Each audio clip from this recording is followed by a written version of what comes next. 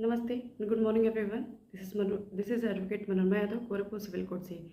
आज मुझसे एक जो मेरे व्यूवर्स हैं उन्होंने एक क्वेश्चन किया है। क्वेश्चन ये है कि क्या कहते हैं कि जो कैदी होते हैं, जो जेल में कैदी होते हैं, उन्हें हर 14 डेज़ पे क्यों पेशी पे बुलाया जाता है। देखिए, सबसे फर्स्ट ऑफ ऑल मैं तो ये क्लियर करूँगी कि जो कैदी हैं वो भी कानून की नज़र में व्यक्ति हैं और उनका भी एक ह्यूमन राइट होता है। ठीक है, ऐसा नहीं कि उन्होंने क्राइम कर दिया है तो उनका जो ह्यूमन राइट है वो ख़त्म हो जाता है, वो कभी ख़त्म नहीं होता है। और इसकी गारंटी लेते हैं हमारे मजिस्ट्रेट साहब, जिन्होंने उसकी प्रोसीडिंग को, जिनके अधिकार क्षेत्र में, जिसके जुरिडिक्शन में उसकी प्रोसीडिंग होती है।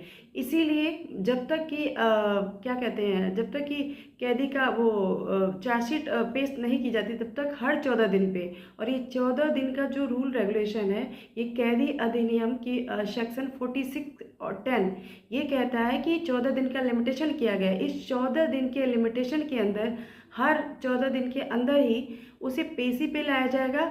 उसे मजिस्ट्रेट उसके लाइफ का एक गारंटर है और मजिस्ट्रेट उसको चेक करती है कि वो व्यक्ति जीवित है या कि नहीं, वो व्यक्ति जेल में है या नहीं, वो जिस व्यक्ति को जेल में रखा गया है उसे कोई अगर मेडिकल ट्रीटमेंट की आवश्यकता है तो उसे मिल रही है कि नहीं मिल रही है। ठीक है, तो ये सारी चीज़ें उसके लिए बहुत ज़रूरी होता है। और इससे देखिए, ये जो इस रूल की वजह से हर दिन इतने सारे कैदी जेल में लाए जाते हैं और इतना ले जाए जाते हैं, इसमें पुलिस की बहुत अच्छी भूमिका होती है। वो जो ये रेगुलेशन को, जो लॉ एंड ऑर्डर या मजिस्ट्रेटियल जो ऑर्डर्स हैं या फिर ये जो रेगुलेशन है, उसको मेंटेन करने का पूरा कार्य करती है।